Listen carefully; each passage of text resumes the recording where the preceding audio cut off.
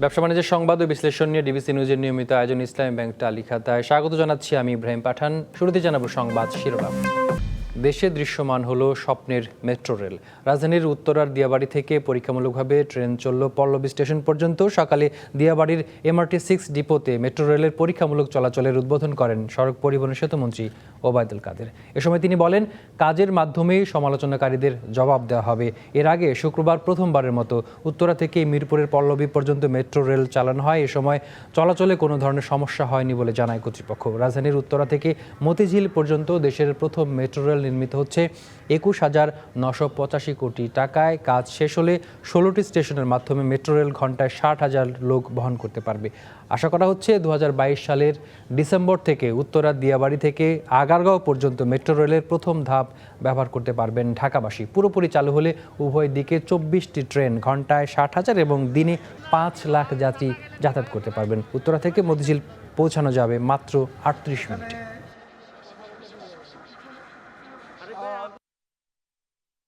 পরিবেশ উন্নয়নে অত্যাধুনিক গণপরিবহন হিসেবে ৬টি metro rail Dhaka mass transit company লিমিটেডের আওতায় মোট ১২৮.741 কিলোমিটার দীর্ঘ ও ১০৪টি স্টেশন বিশিষ্ট একটি শক্তিশালী নেটওয়ার্ক গড়ে তোলার নিমিত্ত আওতাধীন সরকার সময়বদ্ধ কর্মপরিকল্পনা ২০৩০ গ্রহণ করেছে।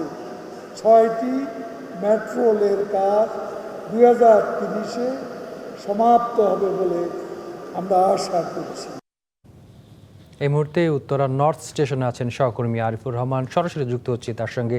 আরিফুর রহমান, এর আগের ঘন্টার সংবাদে আপনি জানিয়েছিলেন যে উত্তরা থেকে এটি পল্লবীতে গেছে, পল্লবী থেকে ফিরেছি কিনা, ফিরে আসলে সার্বিক মূল্যায়ন জানতে চাই আপনার কাছ থেকে এই পরীক্ষামূলক চলাচলের।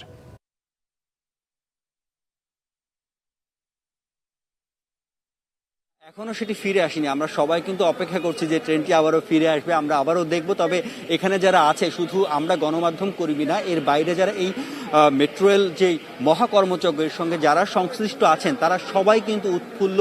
একই সঙ্গে যেহেতু যতটুকু পারফরমেন্স টেস্ট হয়েছে সেখানে কোনো রকম কোনো বাধাবিঘ্ন তৈরি হয়নি, কোনো সমস্যা তৈরি হয়নি, মোটামুটি নির্বিঘ্নে এই যাত্রাটা হয়ে গেছে। সে কারণে কিন্তু তারা মোটামুটি নিশ্চিন্ত, এক ধরনের নির্ভাবনার মধ্য দিয়েও তারা আছেন যে তারা জানেন যে এই মেট্রো রেলটি শুধুমাত্র তাদের প্রকল্প না, এটি পুরো বাংলাদেশের প্রকল্প। শুধু ঢাকার মানুষ না, সারা দেশের মানুষ আকাঙ্ক্ষা নিয়ে তাকিয়ে আছে। আমাদের সঙ্গে এই মুহূর্তে আছেন উপপ্রকল্প ব্যবস্থাপক মাহফুজুর রহমান। আপনার সঙ্গে একটু জানতে চাই যে ট্রেনটি আসলে ফিরে আসতে আর কতক্ষণ লাগবে? আপনি শুনেছেন ইতিমধ্যে পল্লবী স্টেশন থেকে সে রিটার্ন করা শুরু করেছে। তো যেতে যদি যে সময়টুকু লেগেছে 10 মিনিটের মতো, হয়তো সেই রকম সময় নিয়েই আবার এখানেই চলে আসবে। এখন তো এটি আস্তে আস্তে চলছে, যখন যাত্রী নিয়ে সব চলবে সাধারণ গতি, তখন আসলে গতি কত হবে এবং আগারগাঁ থেকে উত্তরা বা উত্তরা থেকে আগারগাঁ যেতে কতক্ষণ লাগে? এখানে একটি বিষয় আপনাদের ক্লিয়ার করি, আমাদের মূলত সময়টাকে নিয়ন্ত্রণ করা হবে। সময় অর্থাৎ প্রতিটি স্টেশনের সে 3.5 থেকে 4 মিনিটের পর পর সে অবস্থান করতে হবে, সেই সময়টাই সে নিয়ন্ত্রণ করবে। কোথাও যদি তার স্পিড অনেক বাড়াতে হয়, ম্যাক্সিমাম সে 100 কিলোমিটারে যাবে। কোথাও যদি স্পিড কমাতে হয় তখন সে কমে আসবে। সাধারণত স্টেশনগুলোতে যখন আসে তার স্পিড ব্রেকিং স্পিডে থাকে, কমে আসে, তারপর স্টেশন ক্রস করেই নেক্সট স্টেশনে যাওয়ার আগে তার স্পিড বেড়ে যায়। এটাই মেট্রো রেলের আসলে চলাচলের সিস্টেম, কিন্তু সময়টাকে সে নির্ধারিত রাখবে। আপনাকে অসংখ্য ধন্যবাদ। ইব্রাহিম, এর আগে জানিয়েছিলেন যে মেট্রো রেলে সর্বোচ্চ 2300-র মতো লোক উঠতে পারবেন একবারে। সেক্ষেত্রে আসলে যে ঢাকার যে যানজট সেটি নিরসনে কিন্তু বেশ কার্যকর ভূমিকা রাখবে বলে সবাই বিশ্বাস করছেন। ইব্রাহিম। আরিফুর রহমান বিস্তারিত জানিয়েছেন, অসংখ্য ধন্যবাদ যুক্ত হওয়ার জন্য।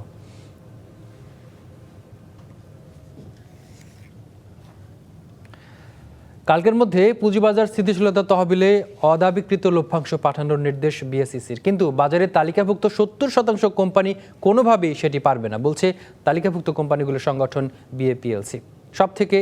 সব কোম্পানি থেকে তহবিলে আসতে সময় লাগবে কমপক্ষে আরও 1 মাস। এদিকে বিএসইসি আরও বলছে, অবন্টনকৃত লভ্যাংশের সুদ ব্যাংকে জমা থাকলে তাও জমা দিতে হবে এই তহবিলে। হিসাবের জটিলতায় তা নিয়েও আপত্তি বিএপিএলসির।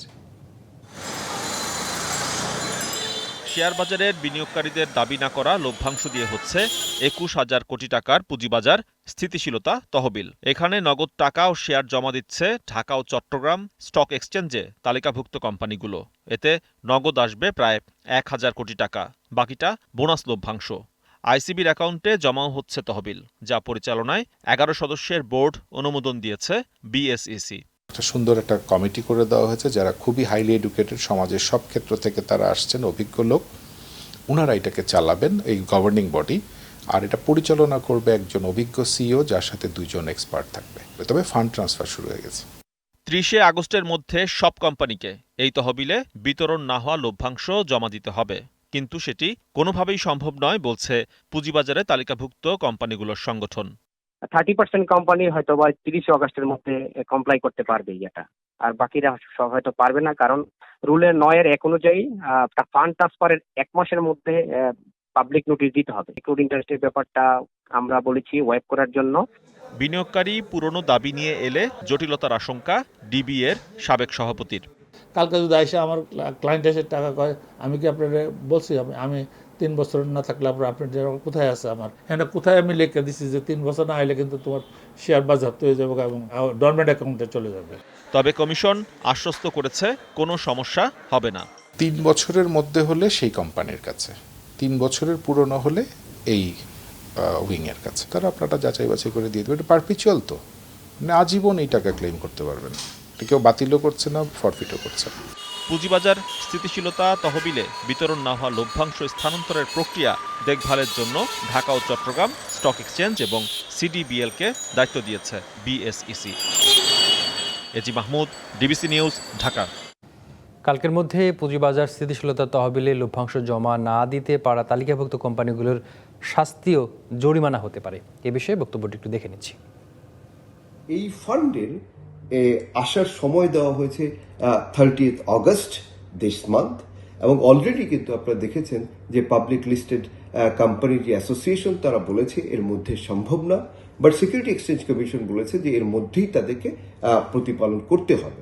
বাট ইন এনি কেস যদি তারা ফেল করে, তাহলে যেই পানিশমেন্টটা তাদেরকে ইম্পোজ হবে সেটা হলো আমাদের সেকশন 24-এ যেমন 5 years ইমপ্রিজনমেন্ট প্লাস ফাইন আছে, এবং সেকশন 22 অনুযায়ী 1 লাখ টাকার উপরে যে কোনো অ্যামাউন্ট তারা ফাইন করতে পারবে। পুঁজিবাজার স্থিতিশীলতা তহবিল কালকের মধ্যে লভ্যাংশ জমা হবে কি, এ বিষয়ে আলাপে এখন যুক্ত হচ্ছেন ঢাকা স্টক এক্সচেঞ্জের পরিচালক রকিবুর রহমান। রকিবুর রহমান, আপনাকে স্বাগত জানাচ্ছি আমাদের টালিখাতার আলাপে। খুবই প্রত্যাশিত একটি তহবিল, যেটি কালকের মধ্যে আমরা জানি যে টাকাগুলো লভ্যাংশগুলো জমা দেওয়ার কথা রয়েছে, কিন্তু এখন পর্যন্ত যেটি জানা যাচ্ছে যে 70% কোম্পানি সেটি পারবে না। প্রশ্ন হচ্ছে এই তহবিলটি যখন পুরোপুরি চালু হবে, বলা হচ্ছে পুঁজিবাজার স্থিতিশীলতার তহবিল, কতটুকু স্থিতিশীল হবে পুঁজিবাজার এই তহবিল এর কার্যক্রম শুরু হলে? আপনাকে অসংখ্য ধন্যবাদ। আপনি কিন্তু খেয়াল করেছেন চেয়ারম্যান সিকিউরিটি এক্সচেঞ্জ কমিশন অনেক সুন্দর কথা বলেছেন, অনেক ভালো কথা বলেছেন। দেখেন, অত্যন্ত ঠান্ডা মেজাজে উনি কথাগুলি বলেছেন। প্রথম কথা হলো, আপনাকে 31 আগস্টের মধ্যে অকন্টেন্টকৃত বছর পর বছর আপনাকে যদি ডিভিডেন্ড ক্যাশ থেকে ইন্টারেস্ট দিতে হবে, অথবা যদি বোনাস থেকে বোনাস আপনাকে দিয়ে দিতে হবে। এখানে তো কারো দ্বিমত হওয়ার কোনো কারণ নেই। এখানে তো আমাদের কারো দ্বিমত হওয়ার কারণে, বাংলাদেশ লিস্টেড কোম্পানির কোনো দ্বিমত হওয়ার কারণে, বরং কত তাড়াতাড়ি এটা করতে পারবেন আমরা কাজটা করেন। কারণ আপনাকে বুঝতে হবে এটা একটা মার্কেট স্টেবিলাইজেশন ফান্ড, এবং এই ফান্ড যখন আসবে, মনে করেন একজন তার ব্যাট বিসিতে তার 5,000 তার বা 4,000 তার বোনাস শেয়ার সে নেয়, ইয়েস হি ক্যান ক্লেম। সে তো সিকিউরিটি এক্সচেঞ্জ কমিশনে ক্লেম করে প্রমাণ করতে পারলে সিকিউরিটি এক্সচেঞ্জ কমিশন তার এটা দিয়ে দিবে। কিন্তু এখানে কোনো টেনশন তো কোনো কিছু নাই। কিন্তু এইভাবে বিভিন্ন কোম্পানি যে টাকাটা তারা দেয় নাই, যে টাকাটা তারা ইন্টারেস্ট খেয়েছে অথবা বোনাস নিয়ে ব্যবসা করেছে, তাদেরকে অবশ্যই আইনের আওতায় আসতেই হবে। এখানে কোনো ছাড় দেওয়া যাবে না। হ্যাঁ, যদি মনে করেন আমাদের চেয়ারম্যান সিকিউরিটি এক্সচেঞ্জ কমিশন অবশ্যই সময় দিবেন, আর উনি দেখবেন সময়টা কেন চাচ্ছেন আপনি। রকিবুর রহমান, এই ফান্ড ম্যানেজমেন্টের যে কমিটি আছে, সেই কমিটির সঙ্গে ঢাকা স্টক এক্সচেঞ্জও জড়িত আছে। এটি ভালো মতো চালানোর জন্য ঢাকা স্টক এক্সচেঞ্জের ভূমিকা কতটুকু, আপনারা কি করতে পারবেন?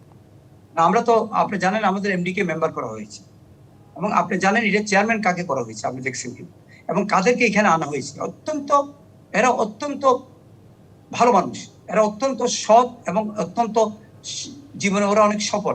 আমাদের যিনি চেয়ারম্যান হয়েছে এর সাথে কি বলেছেন, সিকিউরিটি এক্সচেঞ্জ কমিশনের চেয়ারম্যান বলেছেন 2 জন সিও পর উনি নিযুক্ত দেবেন, তারা এগুলি সব ম্যানেজ করবে। মানে একটি জি, এখানে পেশাদার লোক কাজ করবে, কিন্তু প্রশ্ন হচ্ছে যে যদি সব কোম্পানি যাদের কাছে অবন্টনকৃত লভ্যাংশ আছে অথবা অবন্টনকৃত বোনাস শেয়ার, রাইট শেয়ার আছে, সেগুলো এই ফান্ডে ফেরানোর জন্য যে কার্যক্রম হাতে নেওয়া দরকার কতটুকু করতে পারবেন যদি সবাই দিতে না পারে অথবা দিতে না চায়? না না না না, এটা সিকিউরিটি এক্সচেঞ্জ কমিশন, আপনি ভুলে যান। দা সুপার রেগুলেটর, আপনি ইচ্ছে করলে পারবেন না। আপনি যদি এটা ভুলে যান না, it is a super regulator, it is a super regulator, আপনাকে দিতে হবে। হ্যাঁ, এখন সিকিউরিটি এক্সচেঞ্জ কমিশনের চেয়ারম্যান 31 তারিখে দেখবেন কি পরিমাণ জমা হয়েছে।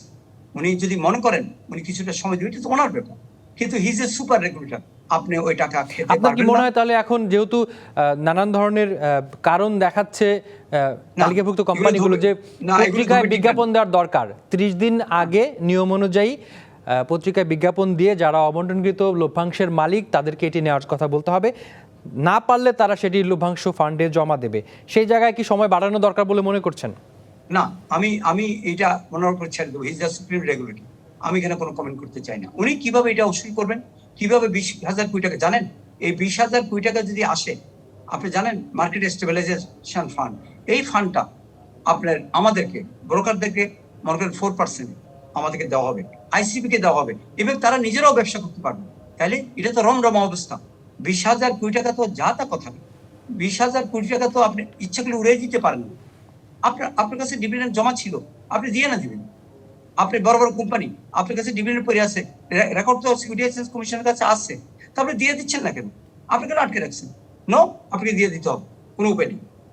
আর বাকিটা বাংলাদেশ একদম আলাপের শেষ পর্যায়ে চলে এসেছে। রকিবুর রহমান, আপনি বলবেন যে বাজারের এখনকার যে পরিস্থিতি, সুশাসনের প্রসঙ্গে যদি আসি এবং মার্কেটের সূচকের যে প্রসঙ্গটি সেটি যদি আসি, আপনি কি মনে করেন যে এই স্থিতিশীলতার ফান্ডের টাকা যখন মার্কেটে আসবে, এখানে তো বেচাকেনা করা যাবে, বর্তমান পরিস্থিতি থেকে বাজার কতটুকু উত্তরণ করতে পারবে?